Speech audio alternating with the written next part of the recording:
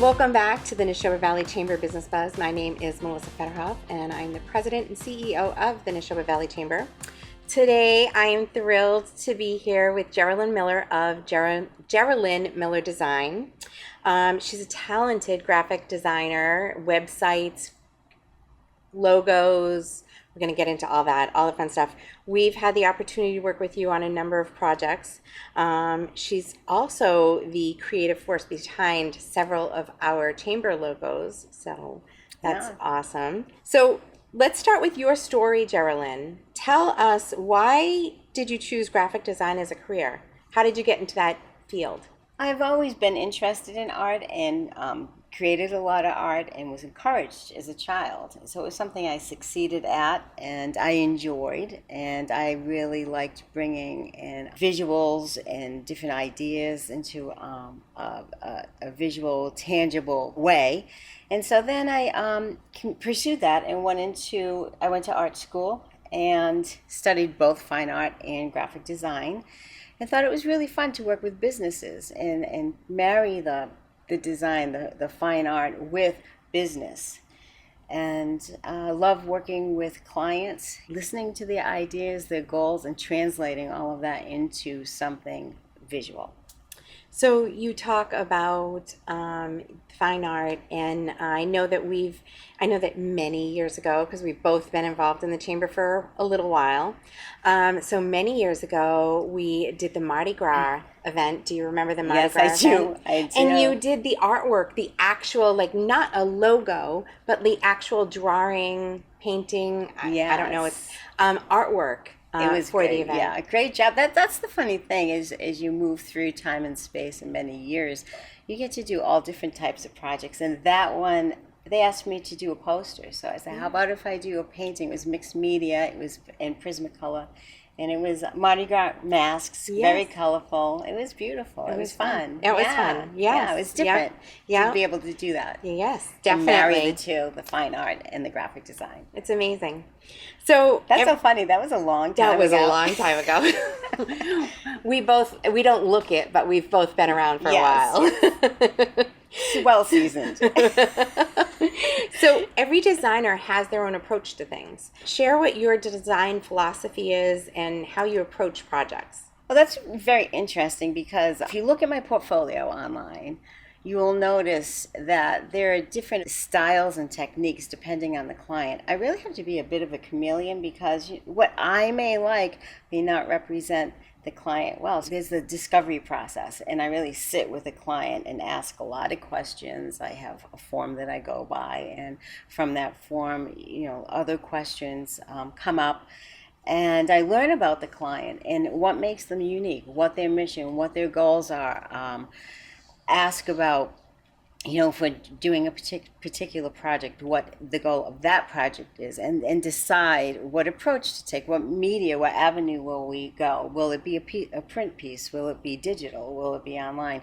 Maybe it's a combination of two. So that's my approach, really thinking creatively, but very practically too, because at the end of the day, it's got to have a return. It's got to, fulfill whatever that goal is, whether it's leads or awareness or education. So just using from the experience that I've had working with you in the few times that we've done different logos, you've actually taught me how to start thinking to help you in your design planning. Oh, that's neat. So like I know that when I'm starting to think of, I need a new logo for women's, for example, maybe for our women's, I will then start to look at other examples and say, I like this of the logo. I like this of that logo. And then I come to you with my examples, and then you do your magic. That's right. So you have conversations with your clients, you get some feedback from them, and then how long is your process to when you're working on a project like that? Well, it depends on the project itself. For instance, a website takes a longer amount of time because you bring up looking at competitor logos or similar businesses or organizations. I have to do that. I have to do my research, see what's out there. see what's working, see what doesn't work. And that takes a while, particularly for a website. So a website, just the research side of things and the planning part, that's probably 15, 20 hours, to come up with the architecture and the wireframe, and then you start kicking into development. So let's talk a little bit about all the ways that you can help a business. So like things like you do websites, you do logos, you work with them on business cards, brochures. What else?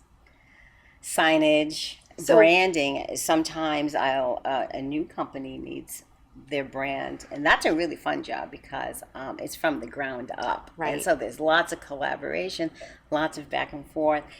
And then you get to build it out, apply it to social media, print pieces, collateral, website. Sometimes it's a rebrand, and someone has had a logo for maybe 10, 15 years.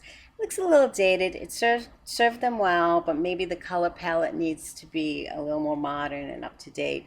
And so then I'll do a rebrand. And so that's a little bit less of a process than starting from scratch. So it's brand in those two ways, and then of course it's all of the collateral pieces, signage too, which you had mentioned. How important is branding? Like, I mean, there's all those websites where somebody can go in and just type in their business name and look, I can have, $30 worth of business cards sent to me. I mean, why should somebody come to you and invest a little bit more in their business cards and their brand and their brochures and whatnot? Well, as far as like logo design, I know that you can go to AI these days, and that you can go to those like logo.com. I don't know what the sites are, but that type of site, they're pulling clip art and they're just like mixing and matching, and it's very difficult to get response or revisions. And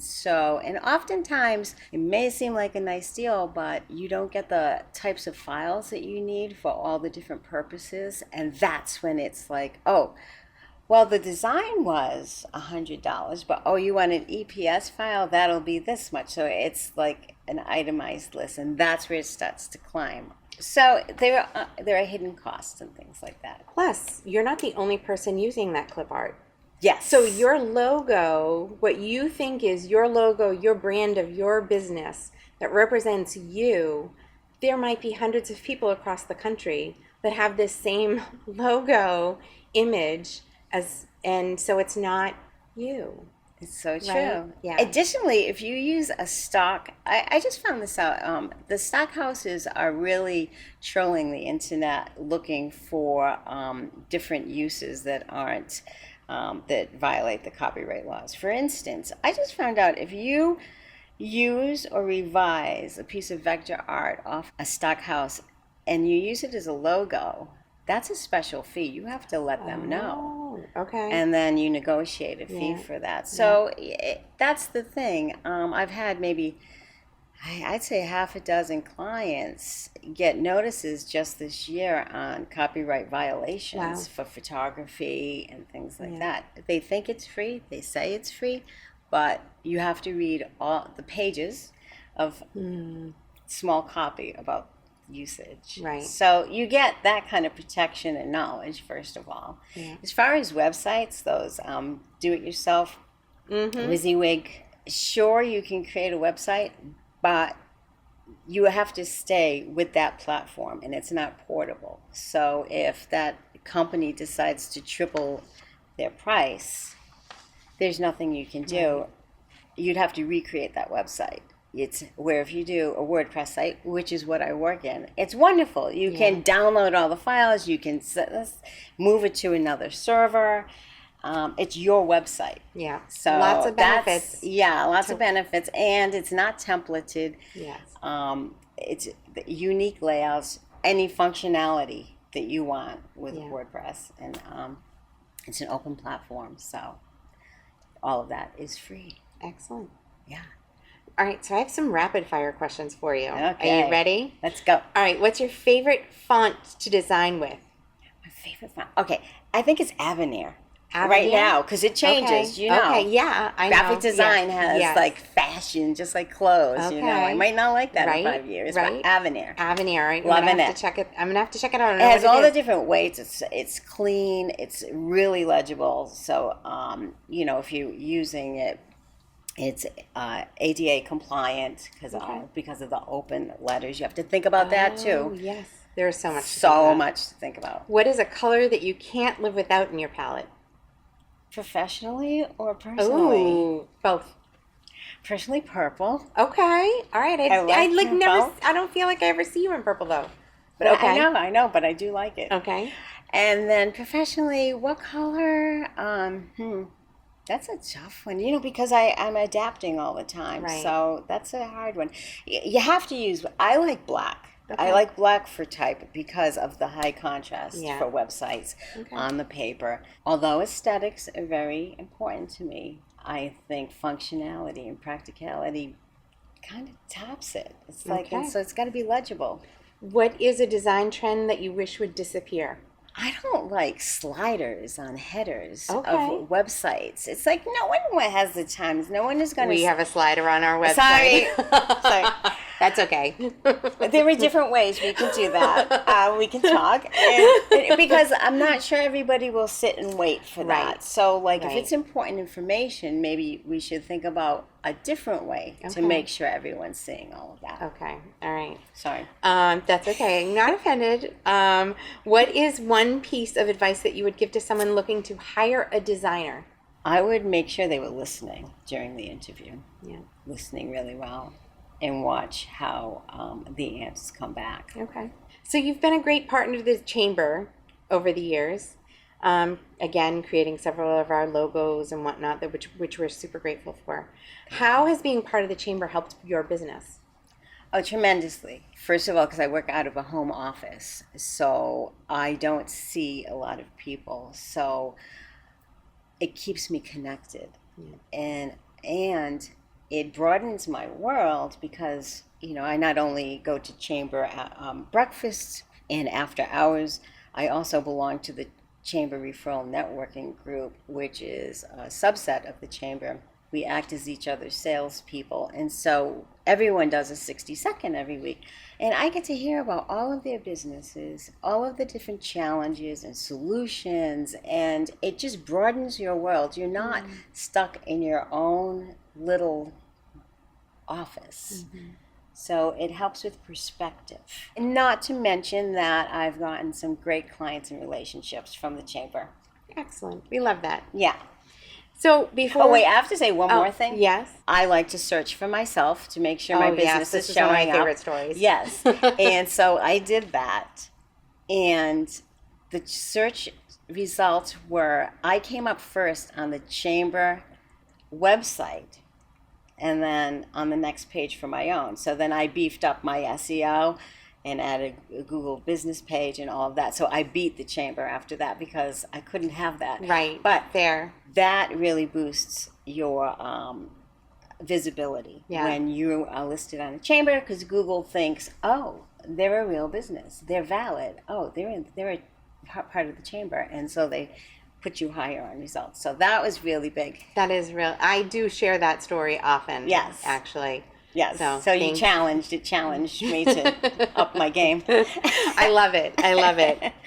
So before we close, is there anything that we didn't cover that you'd like for our listeners to know about? I think just working in this area for over 30 years and in the field for that long, seeing, graphic design, let's face it, when I learned, I was on the board and I had to go back to school to learn HTML coding, CSS, and then also, learn computers. So I just have that breadth of knowledge, and there's something about being on the board. We used to have to cut letters and move them, and it was such a hands-on thing. The foundation is amazing. So I don't know. I think that just adds a lot of value. Wonderful. Well, your website, GeralynMillerDesign.com. Yes. So for folks that are listening that want to learn more about you, about the projects that you've done, because there's examples on your website, GeralynMiller.com.